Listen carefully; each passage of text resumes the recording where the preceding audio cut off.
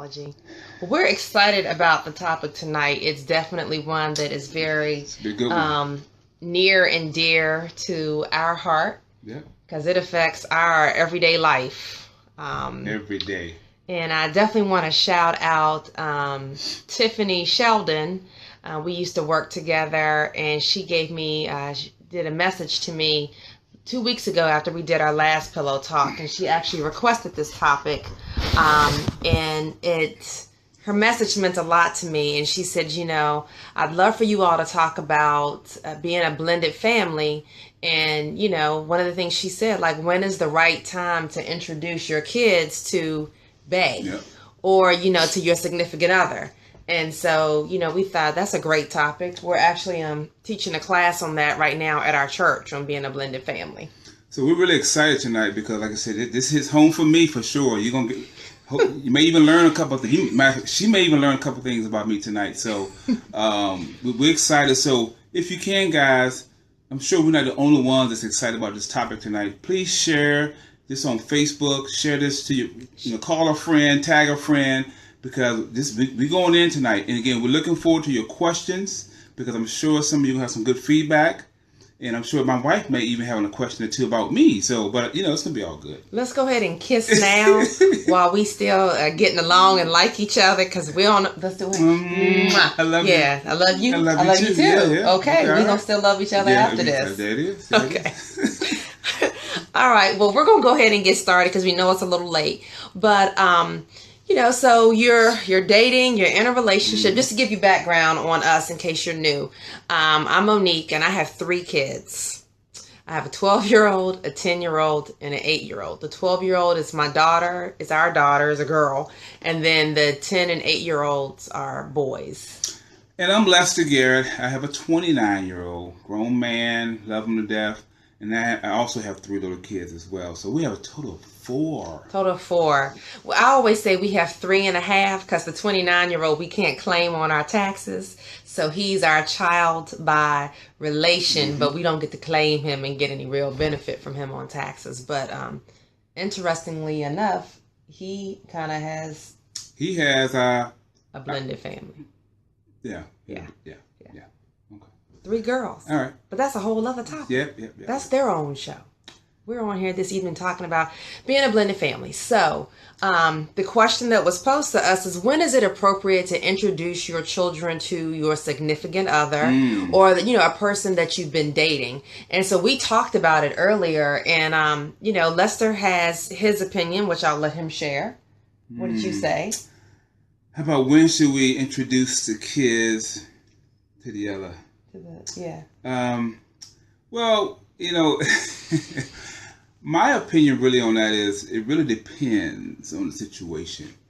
Because, and I'm going to give you a scenario. If you've been dating for about 30 days, pretty steady. I mean, I'm seeing you quite often. Not once a week, not every 2 weeks, but I've been seeing you on a consistent basis.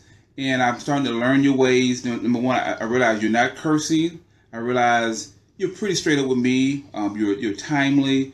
In my book, you need to be a Christian. I want to make sure you're able to keep your word, because when you get around my kids, I want to make sure that, because they're going to pick up, they're going to start to learn your habits, and because you're going to be new to the scene, and I don't want my kids questioning, well, Daddy, you taught us this, but she's over here cursing. I see her over there smoking. So now that's a whole nother dynamic. So I got to make sure. After about 30 days, we've been seeing each other steady. I think it's okay. Okay. So, that's Lester's opinion. That's my opinion. I thought it was interesting that he said 30 days. Well, 30, it could be 31. Oh, okay. I personally think it needs to be a little bit longer. I think back to my mom, and I know your mom remarried. I come from a split parent household, and neither one of my parents ever remarried. Both of my parents did date. I remember them dating, as I grew up. Not a whole lot of people, but my mom never really had a lot of men around me. And the one time my mom was going to get married, she had been dating this gentleman for a while, and I really liked him. But when he told me he had asked her to marry him, I initially was very excited. And then I got sad because I was like, wow. I said, all the things that we're able to do is just us girls around the house, walk around in our bra and our underwear. I remember being very young and thinking, like, we're not going to be able to do that. So my opinion on when you should introduce, I definitely think it has, 30 days is like a whirlwind love affair. Like to say it's 30 days. I think it should be a few more months. I think it should be someone that, I think all of those things are important, but I think it needs to be, and there really is no perfect time frame, but it needs to be a little bit longer. Like to me, I feel like when I introduce my kids to you, you are somebody that I'm looking at something long term with, because this is what I know and I see with kids. And this is one of my pet peeves with people who are single, who have kids and they're dating. You got these people coming in and out of their life. True. Kids need stability. And especially when you're in a situation where it's a mother and maybe she has a young son or a young daughter and there's a male figure that comes around, those kids, and if you're spending time together, begin to get close to that person.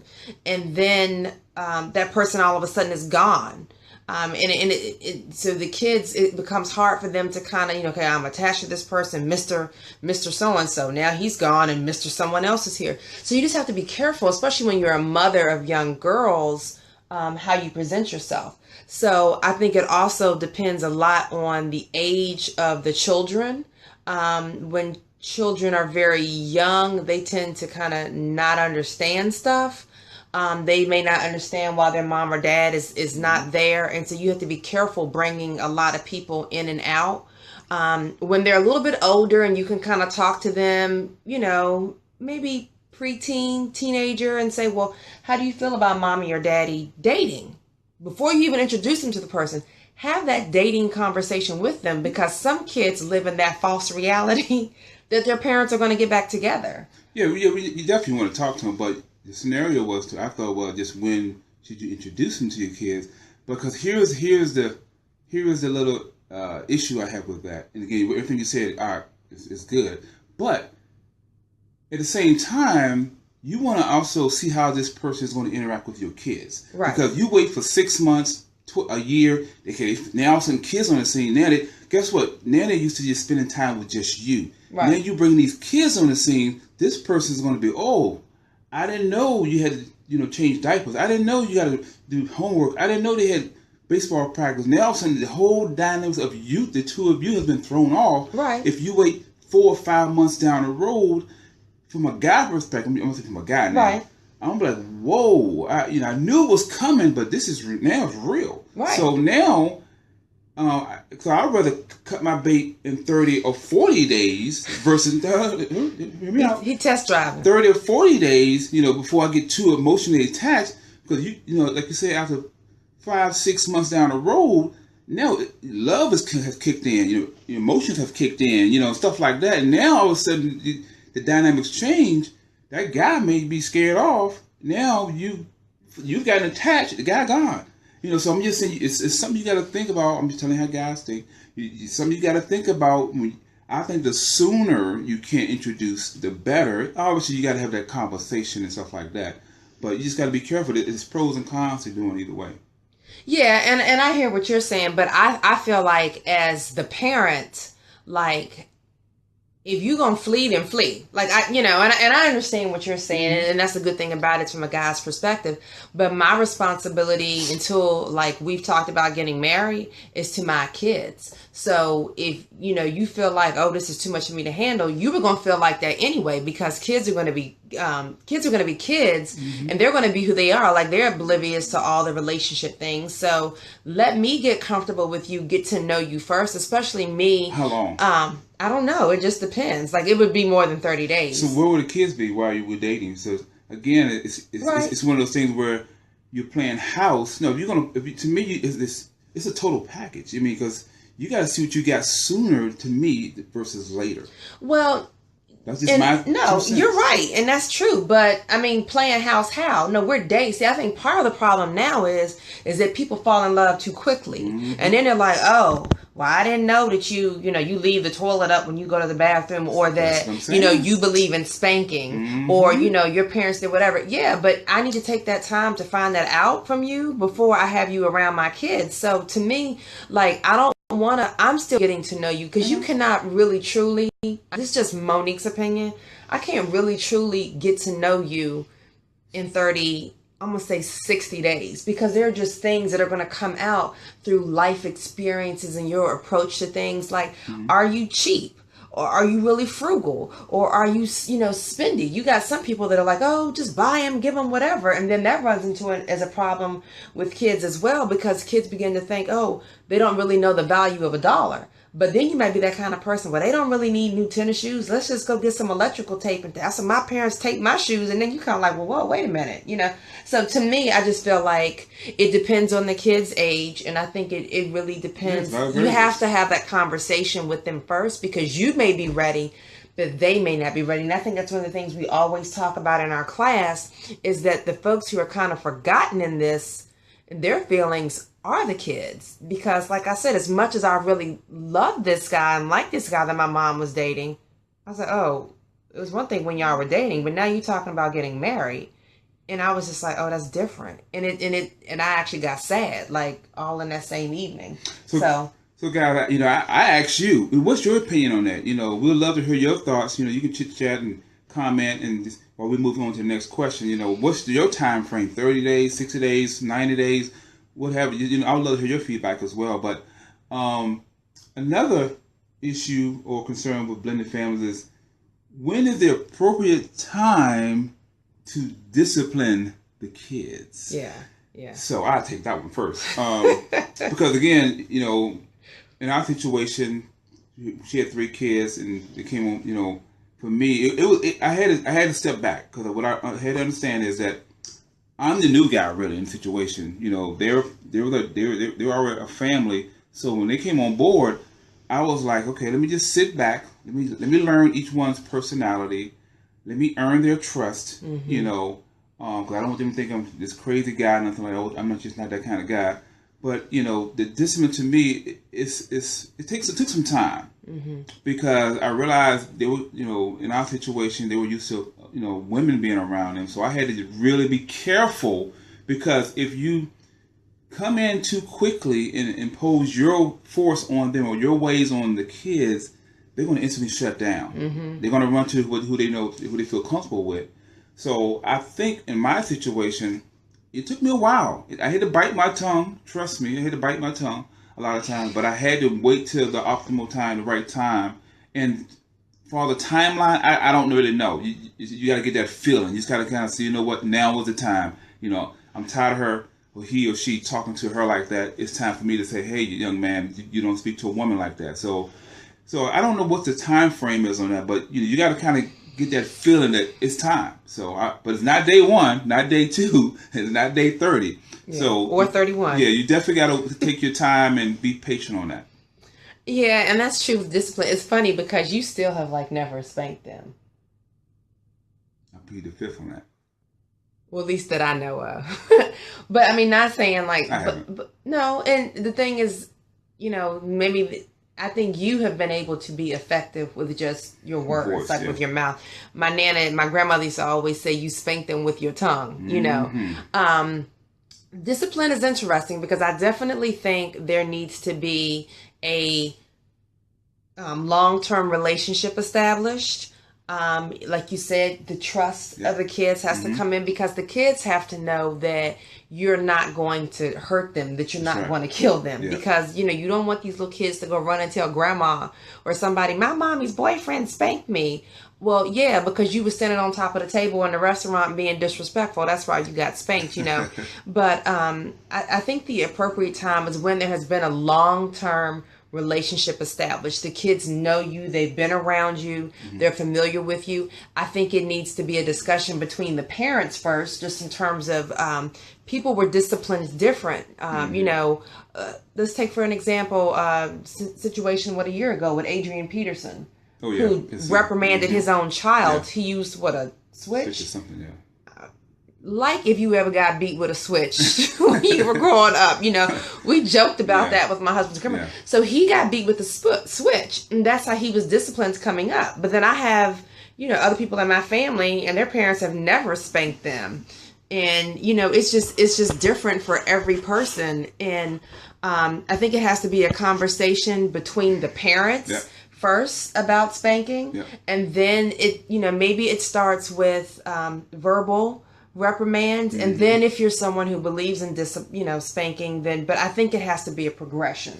Yeah, I definitely agree with that. And you said something key. The two of us, it needs to be a discussion prior to you just going in. Yeah. Because I got to make sure your form of discipline is not with a bat. Right. You got to ask these kind of questions. And that's how you discipline your husband, with a bat. You got to ask these questions, but so that's a good topic. Yeah. And but and what's key for families is we talk about this is sitting down and talking about expectations. Yep.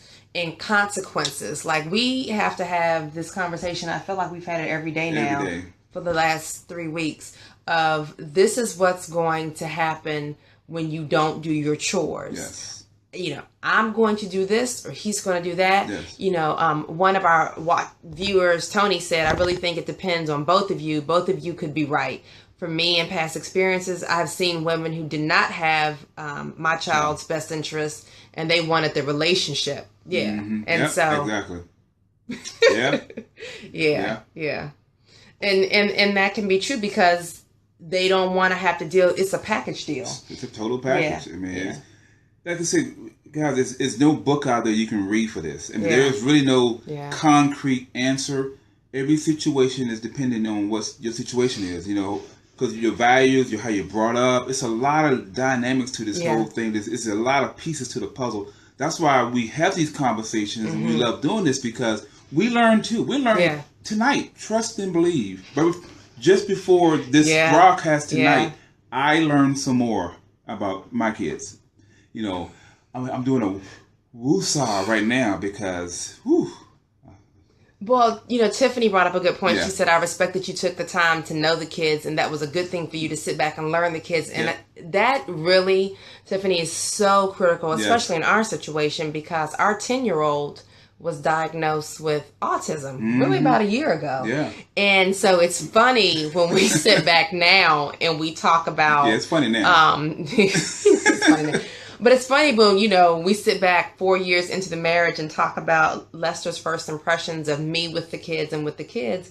And, you can talk a little bit about how your first impression was of Joshua, not understanding what was really kind of going on. I tell you guys, it was tough for me because we joke now, but it was almost becoming a deal breaker for me because I had this little kid that I just didn't understand. He wouldn't listen to me. Again, as I was learning him, I started to be more forceful and, hey, stop doing that or stop talking. But this kid was like, really? What did you just say? He was really like a blank stare to me, and I wasn't used to that. I'm used to, me raising a son. When I said something, he would respond. This kid didn't respond the way I was expecting. So over time, I said something's not right. So one time I finally had a meltdown with him. And I was way overboard. I didn't hit him nothing, but just way overboard. With him, I'm fussing at him like he's a grown man. Come to find, this dude has, unfortunately, he has, autism. So now I'm looking back, wow, I learned so much just in a short amount of time. Yeah. And I love him so much now, and I respect him and appreciate that he's taught me. I've learned so much. So now when I see other kids, I respect what they're going through. I realize that their world is interpreted so differently, and you understand that. So, yes, it was challenging in the beginning, guys, because I didn't understand it. I was just oblivious to it because, like we always say, me growing up, I never heard of the term really of autism as a black kid. I just really didn't. Yeah, I didn't either. My friend and I always talk, and I tell her I thought it was a condition that little Caucasian boys had. I didn't know black kids had it, so it wasn't even on my radar screen.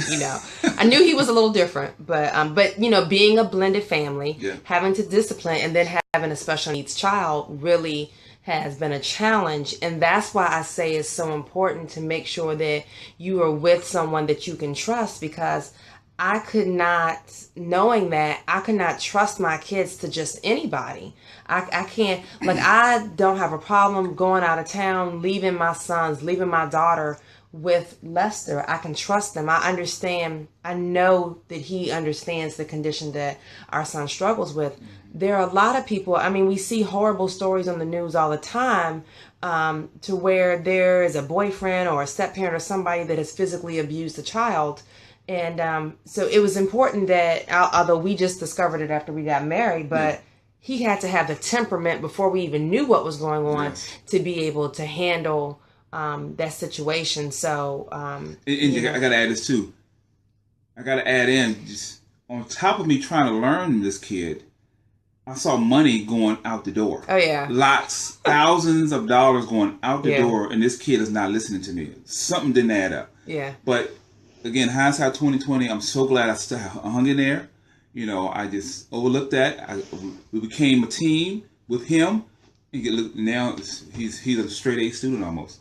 And, you know, speaking of money, like that's the other challenge that blended families face is the financial stress. Yes. And, you know, we talked about, you know, you're merging a family together. You got the medical expenses and everything that comes along with it. And when he says money was going out the door, I mean, I'm being, you know, we're very transparent on here. I had a couple of thousands of dollars, you know, from where I worked in the government for years in a retirement plan. And I literally was willing to exhaust all of that to find a cure for him. And as not being his biological father, he's in a kind of funky situation because it's like, okay, I'm watching money going out the door. You know, I love her, I love him. And really kind of, when do you say, no, you can't spend money on that. No, we can't pay for this therapy. We can't pay for this treatment, because that could have created a tension between us, because I was very emotional at the time because I was trying to find the cure for him and I was willing to do whatever. And as a step parent, you have to be careful, because no matter what you say at any point, it could be misconstrued and taken the wrong way. So that was a challenge that, you know, we've gotten through, and, you know, so, well, she's saying it lightly. We were bleeding. I mean, the money was just, we were bleeding the money. I mean, we were hemorrhaging. It was crazy. It was but he's better now. So, yeah, he's good now. He's doing well. But I mean, you know, but again, that's something, as a blended family, you know, you have to sit down and you have, you know, to kind of talk about, you know, statistics say that 50 to 60% of step families or blended families end in a divorce. That's a lot. A lot of divorces happen for either financial reasons or because of communication issues. So it was real important for us to kind of communicate with what was going on. And I couldn't go just do stuff without talking to him and saying, babe, you know, this is a therapy I want to try for Joshua, or this is something that I want to do. And we really have a conversation, because had I gone rogue and done it on my own, now I'm disrespecting our marriage. And then, you know, with the finances. So it was a challenge for us. Definitely a challenge. So, and that's a conversation you need to have, guys, prior to really getting married, you know, about your budgets, about blending your bank accounts. All of that needs to be discussed, because I'm telling you, once you jump in, you realize, and also this is part of more of a sidebar, but you got to make sure, if you come from a prior marriage, that you've release everything, you know, titles and accounts. Make sure that X is not still attached to the accounts, Lord, because it gets real messy when you try to merge. You realize this name pops up. Ooh, I forgot all about that. Make sure your wills are checked. It's a lot of things you got to talk about. That's a whole other pillow talk, you guys. Like, when that's a whole other pillow talk, and we call that the business of marriage.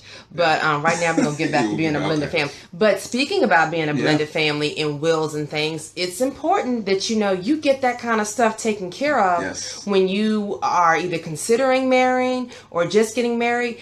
It is, you know, I don't know, many of you know that I graduated from law school. I'm not a practicing attorney, but I have my Juris Doctorate. And it's so important that when you're doing your will, if you're a stepfather, if you're a stepmother, like, you know, we told you I have a 29-year-old stepson. He is my 3. In my will and his will, you know, all 4 of those kids are our beneficiaries. And it's done evenly. Like, and that was something you have to talk about. Absolutely. You know, is making sure that you have that kind of stuff in place, because the worst thing in the world is for you to take for granted your mortality or immortality, and something happened, and, you know, we've been married, he doesn't have a will, and he passes away, and now I'm in a situation where it's really going to be his son and I that would be fighting. My stepson wouldn't fight me, but we would be going back and forth over assets, and my kids would be disinherited. So imagine us 20 years in this marriage, and he's helped raise my kids, and he's been disinherited. So it's a lot of things to think about when you're a blended family. That's the side that nobody likes to talk about, but that's the real side. Like, that's the real deal. Yeah. Lester's son is 29. Mine are 12, 10, and 8. So the 29-year-old's got his own house, great career. He's pretty self-sufficient. But should something happen, he would want to make sure that our 3 little ones and myself are taken care of. So one of the things we always say is get your legal situations taken care of, and do a budget. When you all are thinking about getting married and blending a family together or moving in or whatever, sit down and do a budget. Look at what your income is currently, and then say, okay, let's do this budget, and see how you all either go over your budget or maybe you're under budget. But trust me, grocery bills will change. And you just hit a funny bone on that one. Funny bone or like a Achilles heel. A nerve on that one. Yeah. When you say grocery bills will change, I'm gonna leave it at that. Grocery bills change because kids eat a whole lot. No, they don't stop eating. Yeah. They don't stop eating. In fact, it's nothing like feeding your kids. Get in the car, you see a McDonald's. Yes. Now they're hungry. They're hungry. Literally, they're like Pac-Man eating the dots. You literally feed them. You plan before you leave the house to feed them, and then they get in the car and they're hungry. So and it's crazy. And again, I love to hear your feedback on it, just on budgeting too, if you want to make a comment. But the next thing we want to talk about is, and this is a good one too, because I got a good example. What title do the kids address? How do they address the step parent? Yeah. In what do they call them? When did they call them? Dad? Did they call him stepfather? Did they call him Mr. Garrett, Mr. Lester? Mr. Lester. So, real example. It was awkward for the first few months as I started to get to know the kids, because it showed itself. I think it was at a store or something like that. Some store, and one of the kids said, "Hey, Dad," whatever. I said, "Hey, son," But then another kid, my second child, right in the same instance, said, "Mr. Lester."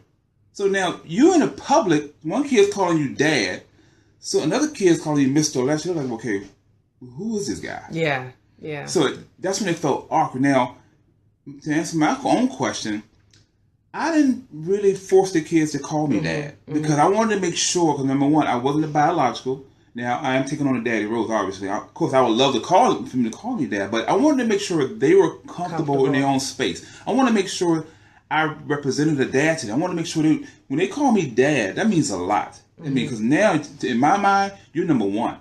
You're the one I'm going to call when I need something. You're Dad. So they had a discussion, I believe. We did. We all sat down because it was even kind of embarrassing and awkward for me because they were like, Mr. Lester, Mr. Lester. And, they're like, okay. So we sat down and we had a conversation with them again.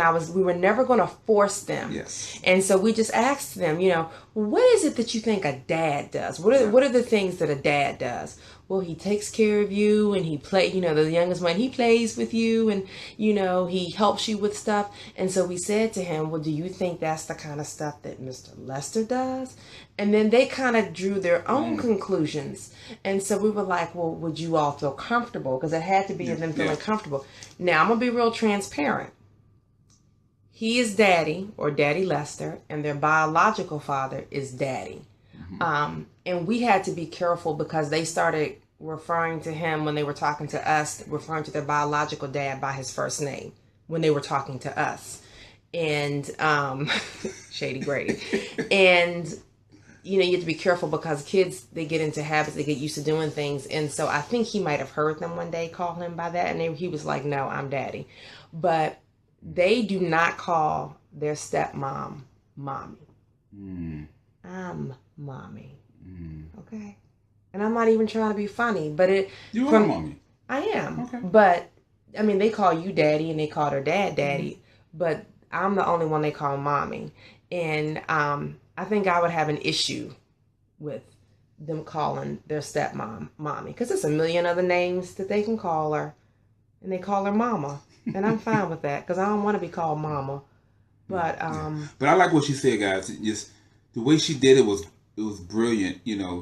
She kind of set the stage for the kids, make sure they understood, what are the qualities of a dad to them, and they kind of went through the steps. So, as she said, they were able to just, hey man, you know what? He does all this. It makes sense for him to be the dad. Yeah. So to me, it wasn't a pressure thing. So make sure if your kids can articulate what they expect for a dad to do, and they check off all the checkbox. To me, let them carry that title if it's okay. But again, every situation is unique. You don't have to do what we did. We just giving you what works for us. So, but it's good. And really ask them, what are they comfortable? Because they may say, well, no, so-and-so is my daddy. I want to call him dad. Yeah. And I never have told my kids they can't call their stepmom mommy.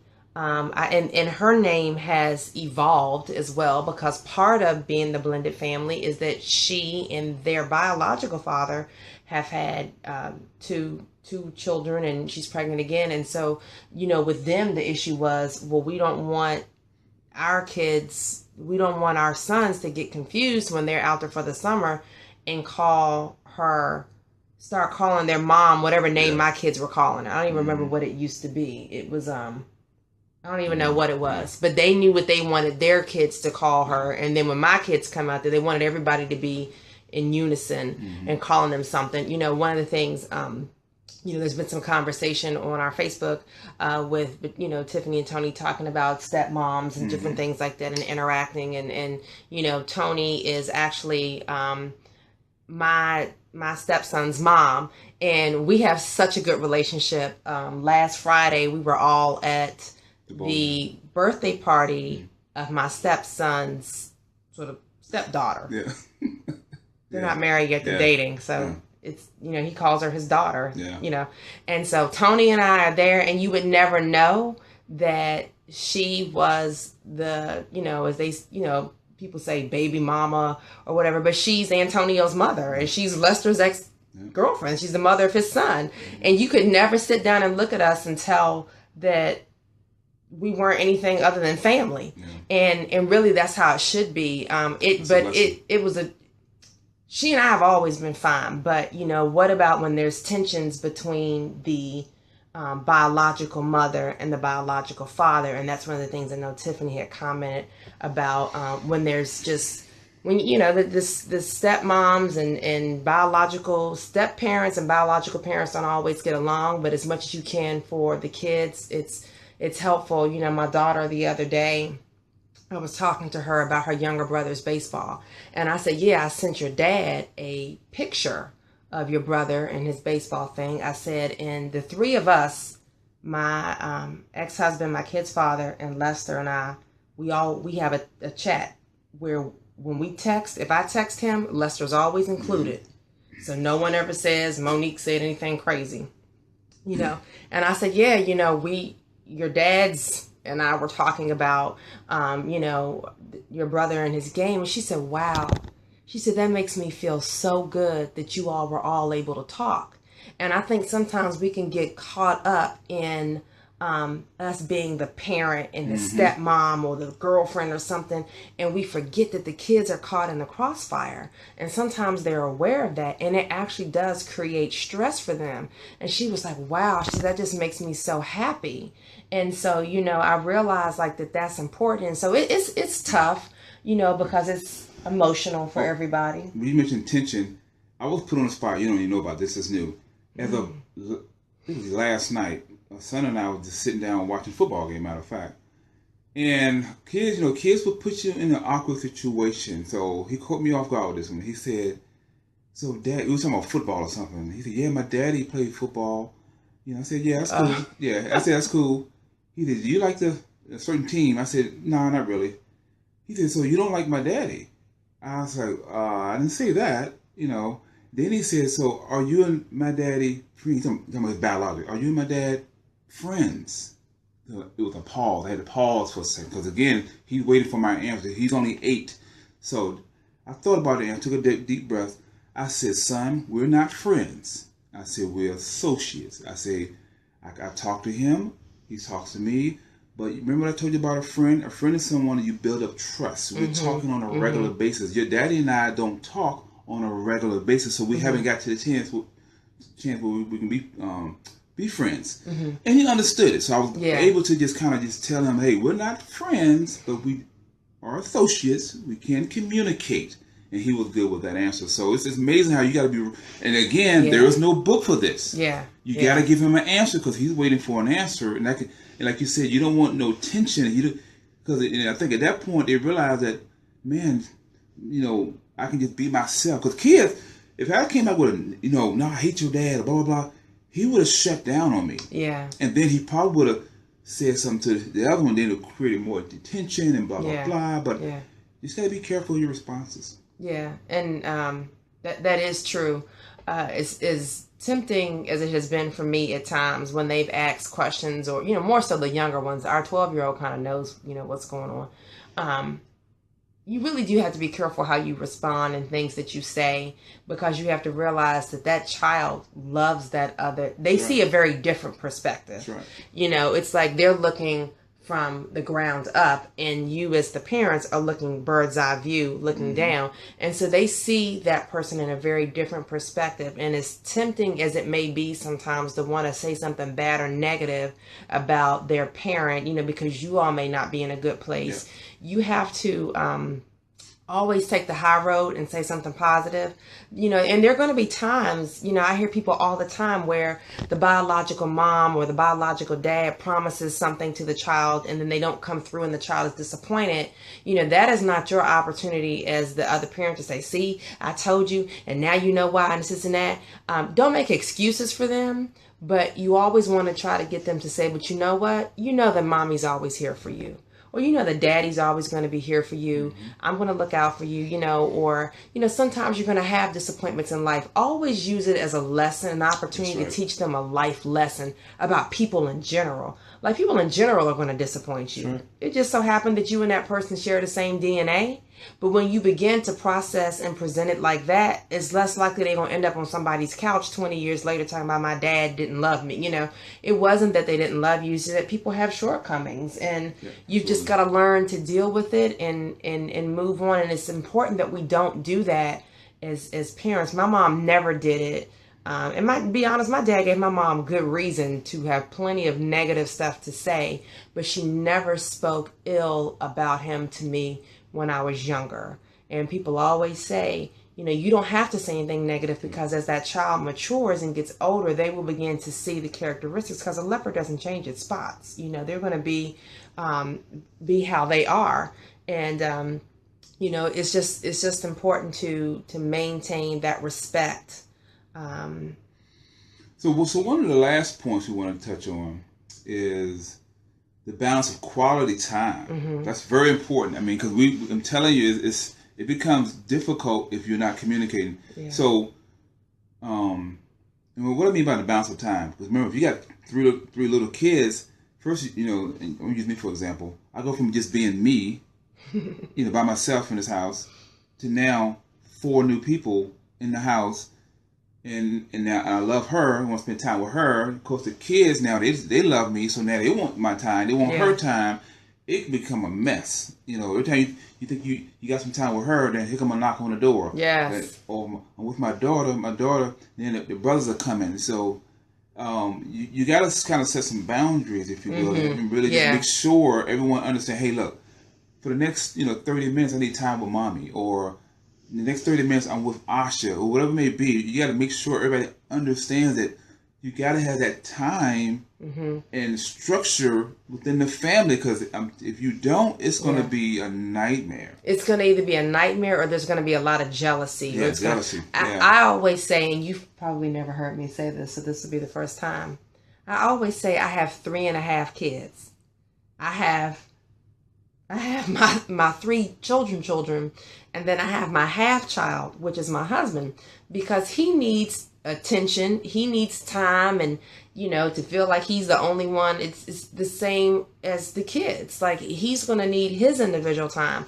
And it's interesting to me, because I was an only child, and then I had 3 kids, And there are times where, and I don't know if I'm the only parent that's like a parent of multiples, where I'm like, I just love when I have that one-on-one time with one of my kids. Or when, they are over their grandparents for the weekend, or when they're gone for the summer. I try to make the summer my time. We focus on each other, and we get to be, imagine what it's like, before kids, or like when we, retire and they all, leave the house, and we really make sure we take time for each other. But one thing I will say that he does that I appreciate is that, you have to date your kids. The same way you're dating that man or you're dating that woman, you have to date your kids as the biological parent, because now there's this new person. Right. And then you have made it a point to do daddy-daughter dates with our daughter. Yeah, absolutely. And that's very key. I realize, because number one, I always wanted a daughter. That's the first thing. And she's blessed to be my only daughter. So, of course, you want to spoil her. At the same time, I know as a man, how we think things we're going to do and try to do. And she's at that age where they're going to start, throwing darts at her. They're going to try. And I want to make sure there is open communication with my daughter and I. And this is probably be TMI, but my daughter is so comfortable now to the point where, we even talk about bra sizes and stuff like that. Yeah, I know. She don't talk about it with me, really. Well, Daddy, how do you know all this stuff? I thought you was a man. I said, ha. But well, he is a man. But yeah, I'm a man.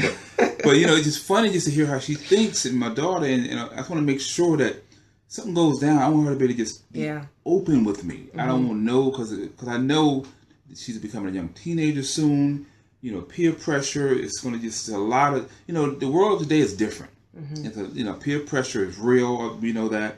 And if you don't have street smarts and stuff like that, I'm just trying to teach her some basic street smart. That's all. If she can get that, we're good. We're good. So, and like you said, even my boys, I take them to the park. It's just the boys and I. It's called boys time. And they love it. And they'll tell her, they love boys time. They love it because I'm teaching them to be a young man at that point. At the same time, when I'm with my daughter, I'm learning. She don't know that, but I'm learning from her because I've never had a daughter. I'm learning what little girls go through. But I want her to be able to share it with me. That way, I can learn. And you guys, just to say this, when you marry and you become a blended family, you have to look at it, at least this is how we have to learn to look at it, as a blessing. Like that God has entrusted you to be a co-parent with that biological parent. So it really is a gift, not to be taken lightly, because the same way you would do with your biological child, I'll never forget, one of my mentors said to me, Dr. Lydia Patton, city manager for City of Portsmouth, she said, we have such a short time in life. Our kids are only with us really for 18 years, and that's really not a long period of time. And we have to shape and mold and pour into them before we send them out into the world, into society. So you have to put everything into them. And to really look at that as a gift when you're able to come into a child's life, because there is something that was taken away, and then that parent not being there, and having grown up in a household with divorced parents, but both my parents were in my life my entire life. I'm very blessed, but I realize there are a lot of kids who aren't, who didn't have that. So I appreciate it, and that's why I say, you definitely want to take the time. Tiffany saying that's important to find time. My girls haven't had to share mom. So that's going to be an adjustment. Yeah. And that's something, a conversation you got to start having with them. And you know what, you guys, when you introduce your kids to that other person, and if the kid starts to act out a little bit, give them a little bit of grace, because kids, they're trying to learn how to deal with their emotions and their feelings, and they can't, can't process it quite yet. And they also can't tell you what to do. So when you have this new woman you're dating or this new man you're dating, they're trying to process all of that. They may still have that crazy notion that you and the biological mother or father will get back together, and they'll handle it differently. And even as a side note, my daughter, even after we got together, she, of course, my son now became her brother. She immediately got close to my son, but then she couldn't understand once he got a girlfriend that threw her off for me. She had to reprocess. Well, hold on, why is he spending so much time with this other girl? Yeah. She just couldn't process it. So it was kind of, you got to understand they're going through something just like we are. They got to adjust, but their minds are just, a little different. It hasn't matured quite yet. So just be like you said, give them some grace. You got to over communicate. Over communicate. Because the last thing you want to do is say, girl, be quiet. Don't worry about it, because now she's gonna start talking to someone else, or she's gonna hold it in, and it's gonna drive a wedge in between the two of you. So just to kind of give you all, we like to, I hope this has been helpful, but we like to kind of give some solutions and recommendations. Marriage is challenging in and of itself. Relationships are challenging in and of itself, and then when you become blended, you add a whole bunch of other things in the pot. But, it is important to communicate. Communication is key. You don't want to argue in front of the children. Disagreements are normal. People have disagreements. Like, our kids always say, you're arguing. And we're like, no, we're not. We're just having a disagreement. They have to see people disagree and disagree amicably and move on, because what happens is when they see you argue and don't talk, that's what they adapt. That's what they learn. They're always watching and learning from you. And also remember that it's a two-way street. In other words, when you sit down to speak to the kids, make sure you let the kids speak back to you, because you want to hear their thought process. Because if you just say, hey, this is the way it's going to be, you haven't given them a chance to voice their opinion. In our house, we always say that's key. We want all of our kids to always have a voice, because it starts now. If you shut them out now, the world's going to shut them out as well. So you just want to make sure, like you said, over communicate. Have a family meeting and talk about when you do merge households, what are the expectations? What are the consequences? That way everybody knows. And yes, you probably going to have to tell them every day for several weeks the same stuff over and over again. But at least, like you said, you're communicating. And then the one thing that we do is everybody has to respect their role. I have to respect him as the head of the household, as the dad. There's some things, like, I can't teach a little boy how to go to the bathroom, because I hope not. Yeah, I can't. He'll sit down. That's how I'll teach him. But I have to respect him as a man, that even though they are my biological sons, there's some things that I've got to leave to him, for him to kind of teach them how to be boys, and it may be sometimes where I'm like, oh, he's yelling or he's fussing, or I would do it different. But he knows how to raise somebody to be a man. Like, I don't know how to be a man. So, and also make sure we unify. Like you said, we're one. Yes. It's us against the kids. Yes. Very clear. Yeah. So don't try to, because what kids will do, if they sense any weakness between, they're going to gravitate to that weak link. In terms of, but that, I could say no, but then if they think she's weak, they go, well, Mommy, can I still do this? See, that's a big no in this household. But again, you have to communicate. You got to build it. It's not going to happen overnight. You got to, we got to work on our team as well. But our team is there now. It took some time. But so just know it's us against the kids. Yeah, because they do that with me. Like, we have these rules about if you do something wrong, what the punishment is, and I forget what it is. And I'm a very reactionary type person. You're on TV restriction. And so then they'll be like, then the one that we said that has autism, the Mr. Know-it-all. Well, I'm only on for the weekend. And if you say the weekend technically starts on Friday. And da-da-da-da-da-da. And, so they'll try to, like... You're welcome, Tiffany. I just say, you go talk to him, so we're together.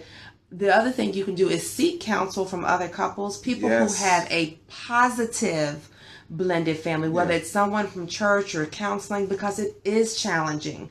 But you can do it, but don't do it alone. Seek counsel, because you may think your family is the only one going through it, and there are several other families out there that are going through the same thing. And if you are following another couple or seeking their guidance or their help, what have you, make sure it's not a couple that's been together for 6 months. Make sure they're veterans at this, 4, 5, 6 years into the game plus, because anybody can halfway fake it for 6, 12 months. But if you're still in the game, you're still happy, you're still smiling, you still can talk about it with a smile, 4, 5, 6 years, you probably got a good system in place. And then also be realistic. Oh yeah. You know, this is not a fairy tale. Things It's don't real. work always how you read it in a book or whatever. Um, Blending families takes time. It's emotional. It's constant learning. Have realistic expectations. Don't think that you're going to be, oh, you know, we're the Brady Bunch. You know, it's his and mine and ours or whatever. It takes time because everyone's constantly growing, and you know, and don't put a time limit. Don't compare yourself to other people, but be realistic about how things. Don't let things go for too long if it's an issue, but don't expect everyone to just automatically Get gel. along. Yeah. Yeah. And that's in anything you do. I mean, just like a baseball team, you get 10 players together. They don't always gel. Look at NFL. They fight on the sideline, but at the end of the day, they work at it. They become the team that you want to be. Mm-hmm. So in life, relationships, it's going to take work. It's not going to be easy.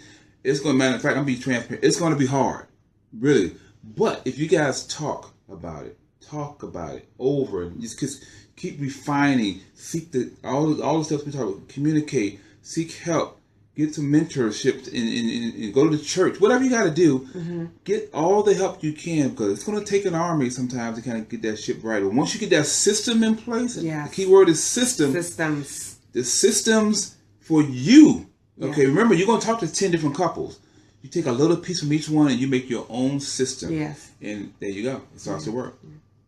So, thank you, Tiffany. I hope this was helpful for people. You know, maybe you're not a blended family, but you may know someone that is. This will be on our YouTube channel, which is Love and Biz. Mm-hmm. It's also on our Facebook, our individual Facebook pages, but it will also be on our business page, which is Love and Biz. Yep. LUVANDBIZ. And, you know, definitely share this video with someone, or, you know, if someone wants to kind of talk to us. We are certified marriage mentors. So we've done that. Not marriage counselors, but mentors. So we can help with the small manageable stuff. Yeah. But because we do workshops, and we're currently doing a class there on a weekly basis at our church, you know, on blended families every week at our church. So just let us know. Go to our website, Love and Biz, actually Balance loveandbusiness.com. That's our website. Loveandbusiness.com. We're releasing it soon, so you can get the first peek at it. That's the first time I really put it out there, but we can really release our new website as soon as this week. So consider it already out there now. But and also, if you all have any topics that you want us to talk about on Pillow Talk, you know, the whole purpose of this is to talk about those sort of issues and things that go on in relationships that you might not necessarily sit around and talk about with your girlfriends or a bunch of friends over dinner. It's the things that you kind of talk about. Real talk. Real talk. You know, and if you have a topic that you want us to talk about, we always do our research. You know, it's never to be judgmental towards anyone. We're just giving you our opinions and recommendations, and you know, we just wish the best for everybody, and we thank you all for supporting us and watching us, and we look forward to talking to you next Tuesday on our new time at 9:30. In 2 weeks.